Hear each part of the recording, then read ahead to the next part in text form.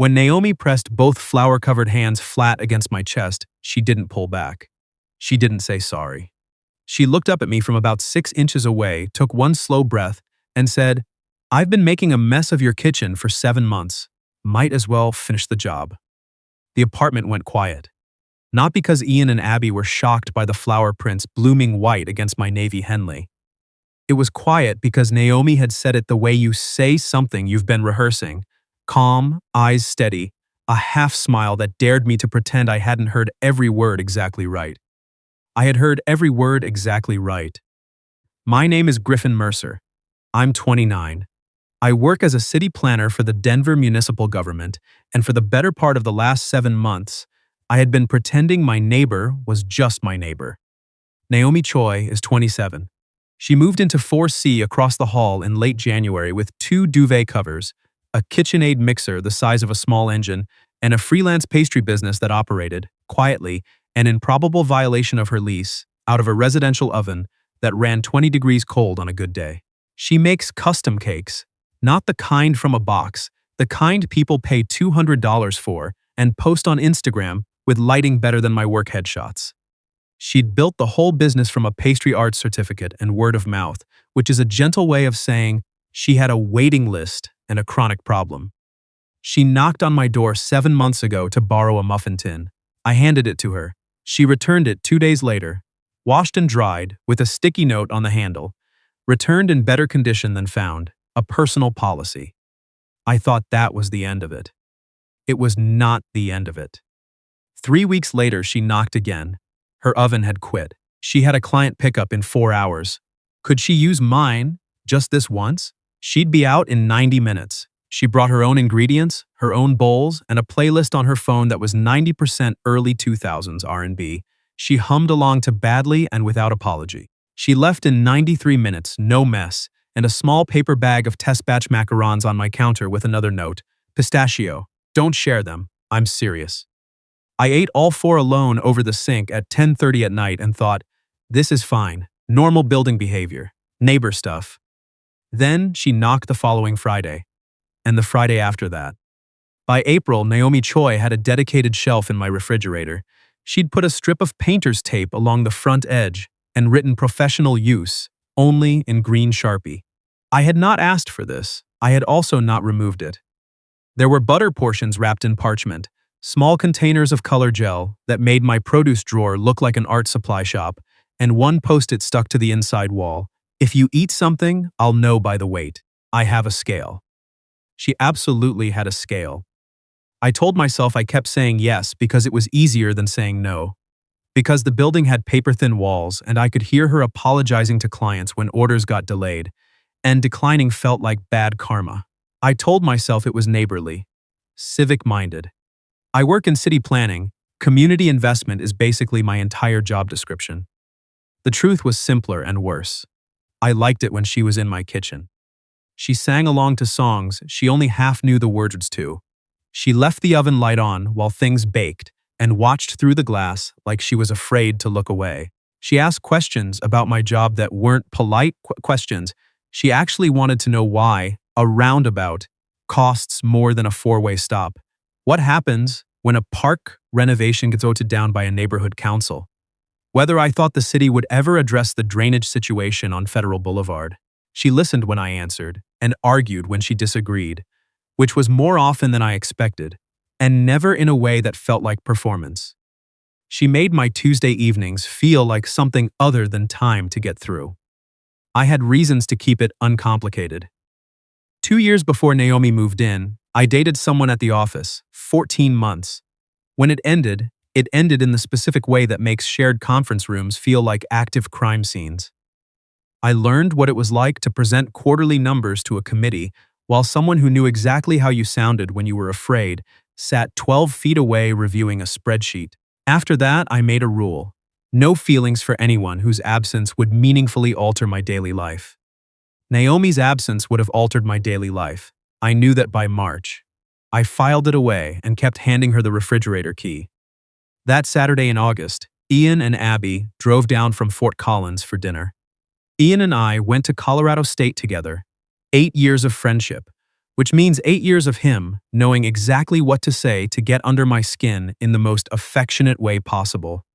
Abby had been his girlfriend for 2 years, and they'd recently crossed into that phase where they ordered for each other at restaurants and found this completely charming.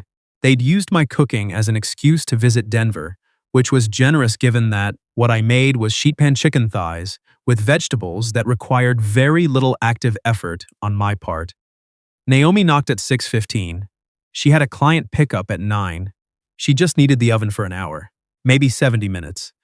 She was already carrying a Cambro of batter and had her hair back in a clip that was doing minimal structural work. Ian looked at me from the couch. I looked at the Cambro. I stepped back from the door. She sat up in the corner of the kitchen while I finished the salad. She was in a blue linen shirt untucked over dark jeans, and she smelled like brown butter and vanilla extract in a way that should not have been as disorienting as it was. Abby introduced herself within 40 seconds. By 7 o'clock, Naomi was sitting at my kitchen table, eating sheet pan chicken with people she'd met an hour ago, and Ian was asking her about the structural engineering of tiered wedding cakes, like he'd been waiting his whole life for that specific conversation. "You know you're running late on that pickup," I said. I texted the client. She rescheduled to 9:30. Naomi didn't look up from her plate. Ian kicked me gently under the table. Abby leaned toward Naomi. "How long have you been doing the pastry thing full time?" Naomi answered. Ian asked a follow-up. Abby asked 3 more. I sat across the table and watched the 3 of them fold into easy conversation and felt something in my chest both settle and tighten at the same time, the way 2 things can happen simultaneously when you've been careful for too long. After dinner, Ian and Abby moved to the living room. Naomi and I cleared the table. The kitchen was quiet except for the oven cycling and something Abby was laughing about in the other room. "You fit in there fast," I said. She stacked plates by the sink. They're easy to be around. "Ian has been making fun of me since sophomore year. He's impossible." She glanced over her shoulder. "He clearly thinks the world of you." I turned on the faucet. We stood next to each other at the sink, not talking, water running between us. It was the most ordinary thing in the world, and it felt like nothing in my life had ever been less ordinary. I'd been in this particular quiet with her before, a dozen times in this kitchen, and I kept stepping backward out of it like it was a door I couldn't afford to open. "I think you're the most careful person I've ever met," she said. It wasn't an insult, but it wasn't a compliment either. I handed her a rinsed bowl. "What does that mean?" "It means you know exactly what you want, and you're very disciplined about not saying it." She didn't look at me when she said it. She just set the bowl in the rack. I didn't answer. She didn't push. Ian called from the other room. "You two doing dishes or filing a formal grievance in there?" Naomi's timer went off. She turned to pull the cake layer from the oven, grabbed the mitts, lifted the pan onto the rack I'd left out, and then turned back, faster than either of us anticipated, and walked directly into my chest. Both hands came up automatically, both coated in flour from the mixing she'd done earlier. They pressed flat against me, spread-fingered, leaving 2 perfect white prints on my navy Henley. She didn't jump back. She looked up. Something moved across her face that wasn't embarrassment and wasn't accident. "I've been making a mess of your kitchen for 7 months," she said. "Might as well finish the job." The timer was still going. Neither of us moved to silence it. Ian appeared in the doorway, took one look at both of us, Abby. Abby appeared behind him, saw the handprints, saw our faces, picked up her wine glass from the counter without a word. Naomi's eyes didn't leave mine. "Should we?" Ian started. Abby already had her jacket. They were gone in under 30 seconds, the front door clicking shut behind them, with the careful restraint of 2 people trying very hard not to slam it. The apartment held its breath. This was my moment to laugh it off. Make a joke about dry cleaning, about the shirt, about the oven timer still going off behind us like a smoke alarm for something that hadn't caught fire yet. Every available exit was right there. I could have used any one of them. I turned off the timer. "Naomi," I said. "Yeah, you did that on purpose." Her chin lifted slightly, about halfway. Only halfway. The other half was genuinely bad spatial reasoning, Her voice was steady. I have a very poor sense of where my hands are in space. You're a pastry chef. Your hands are your whole job. My hands know dough. She paused. Not you. That landed somewhere below my ribs and didn't move. She was still close. I could see a faint dusting of flour along her forearm, a smear of it near her collarbone. She was watching me the way she watched things through the oven glass, like she was afraid to look away. You have a shelf in my refrigerator, I said. It's been there since April. I know. I rearranged the bottom cabinet to fit your stand mixer. I told myself it was for storage efficiency. Something shifted in her expression. I moved the Cuisinart, I said, to a less convenient location. I have not thought about it since. Naomi exhaled through her nose. That might be the most romantic thing anyone has ever said to me. I picked up the dish towel from the counter, handed it to her. She wiped her hands slowly. Neither of us was in any hurry. There's a reason I've kept things uncomplicated, I said. I had a bad ending once. At work. The kind that makes you reorganize your whole life around the premise that it can't happen again. She folded the towel. I know about that, Ian told Abby. Abby mentioned it. Her voice was careful. I'm not asking you to forget it. Then, what are you asking? She set the towel down, looked at me straight. I'm asking whether you're actually afraid this goes wrong, or whether you've just gotten very comfortable with a fear that used to mean something. That was more precise than I had any right to be asked at 8:15 on a Saturday night in my own kitchen. The flower prints were cold now against my chest. I looked at them, then at her. I've been saying yes every Friday, I said, because I wanted you here. Her breath released. Not because of the macarons, although the macarons were exceptional. She laughed, shaky. The laugh seemed to surprise both of us. Her hand came up and covered mine where it rested at the side of her face. They were very good macarons, she said. Pistachio is underrated. Then I kissed her. Not impulsively, deliberately, the way I do most things, which is to say, slowly, and with full awareness of what I was choosing. She made a small sound and lifted onto her toes and kissed me back like she'd been waiting since February. When we broke apart, her forehead came to rest below my chin. My hands were at her waist. We stood there in the kitchen light for a moment without talking. Your friend's evacuated, she murmured. Ian will expect a full report. I'll give him nothing. She smiled against my collarbone. The flower prints were still on my chest, white against dark. You should probably change that shirt, she said. I don't think I want to. She leaned back to look at me. That is extremely sentimental for someone who color codes his grocery list. I organize by store section. It's not the same thing. It absolutely is. She touched the print above my heart with 2 fingers. This is sentimental. I covered her hand with mine. Stay a while longer, I said. And she did. I expected the next morning to be awkward. It was for about 9 minutes. I was already in the kitchen when she came out. 2 mugs of coffee made, standing at the counter, staring at the flour I hadn't wiped down the night before, like it owed me an explanation. The mixer bowl was still in the drying rack.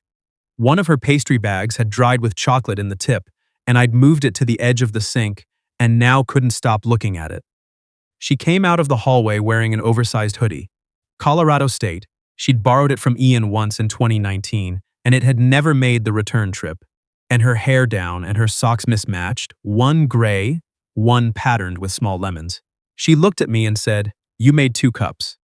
It seemed likely you'd stay." I handed her one.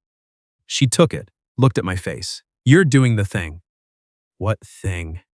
The thing where you're so careful about everything that you look like you're diffusing something. I exhaled. She smiled. There you are.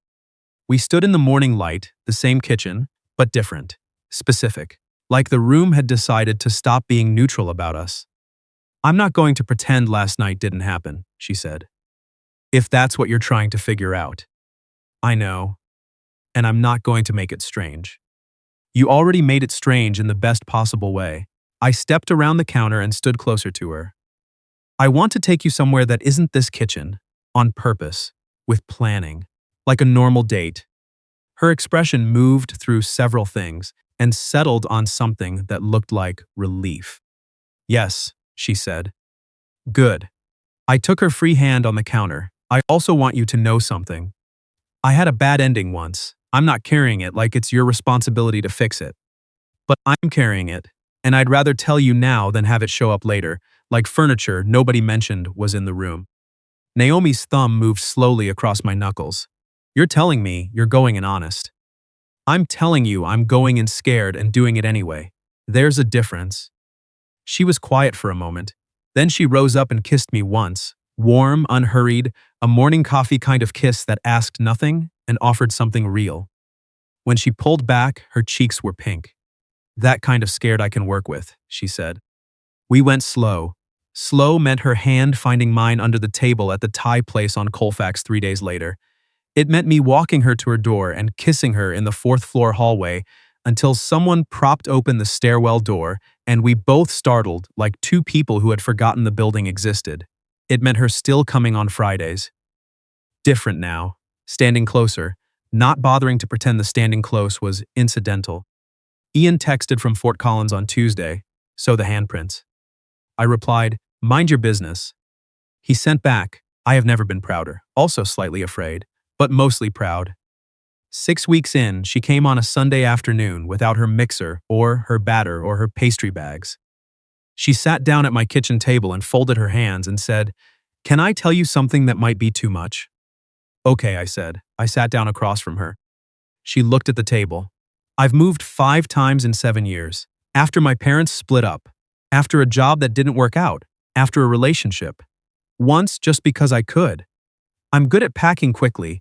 I'm good at fitting into spaces and leaving before they notice I was serious about staying. She looked up. I don't want to be good at leaving here, and that scares me more than pressing flour onto your shirt in front of your friends. I reached across the table and put my hands over hers. You've had a spare key to this apartment since March, I said. You have a shelf in my refrigerator with your name in painter's tape. I moved the Cuisinart to a less convenient location, and I told myself it was for spatial efficiency. She was very still. I want you to stay. Not in a practical sense. In the actual sense. You understand what I'm saying? She looked at our hands, then back at me. I understand, she said, quietly, like it cost something to say it plainly. Okay? She laughed, the kind that shook her shoulders. Okay, she said. Yes, okay. I smiled. She threw the dish towel at me. She told me she loved me on a Thursday in November, not in a movie way. She said it standing at my open refrigerator looking for the half and half, wearing my old Northwestern sweatshirt, her reading glasses pushed up on her nose because she'd been going through her order book, and her eyes were tired. She just said it. Griffin, I love you. Found the half and half, turned to the coffee maker. I set down the bowl I was rinsing, stared at the back of her head. She poured her coffee, turned, and registered my face. What? Say it again. She looked mildly exasperated. I said I love you, because I do. Don't be strange about it. I'm not being strange. You're holding that bowl like it needs your full structural support. I set the bowl down, crossed the kitchen. Her coffee mug barely made it to the counter before I had my hands on her face, and I kissed her, and she laughed against my mouth and then stopped laughing. When I stepped back, she was looking at me the way she had in August, with the flower on her hands, steady, open, like she'd decided to let me see all of it. I love you too, I said. I have since approximately the pistachio macarons. She pointed at me. That was February. March at the outside. She shook her head, smiling. You are impossible. You're the best part of every week I've had in years. She looked at me for a long moment. Then she walked back to her coffee, picked it up, and said very casually, I'm bringing the KitchenAid over permanently. I'm tired of carrying it across the hall. The shelf's already clear. She smiled at her mug. Of course it is. A year after that Saturday in August, there is a square of white linen in a simple black frame hanging beside my front door. It's been washed, mostly. 2 faint flower handprints remain in the center, the fabric just barely holding their shape. Below them, in Naomi's handwriting on a label cut from cardstock, the incident. August. I told her it was excessive. She said it was provenance. I said that word doesn't mean what she thinks it means in this context. She said, it means where something comes from, and this is where we come from. I had no argument for that. I still don't. She's in the kitchen right now. My kitchen. Our kitchen. The kitchen that smells like brown butter and whatever she's testing this week. Standing at the counter in her flour-dusted apron and her lemon socks, humming something she only knows half the words to, tilting her head at a cake like she's trying to catch it in a minor deception. I have watched her do this 100 times. I intend to watch her do it many more. Some things don't begin with lightning. Some things begin with a muffin tin borrowed on a cold January afternoon and returned 2 days later with a note. Some things begin with a shelf in a refrigerator that two people agree is strictly practical. Some things begin with flour-covered hands pressed flat against your chest by someone who finally ran out of patience for careful. I'm glad she ran out of patience. I'm glad she made a mess of my kitchen.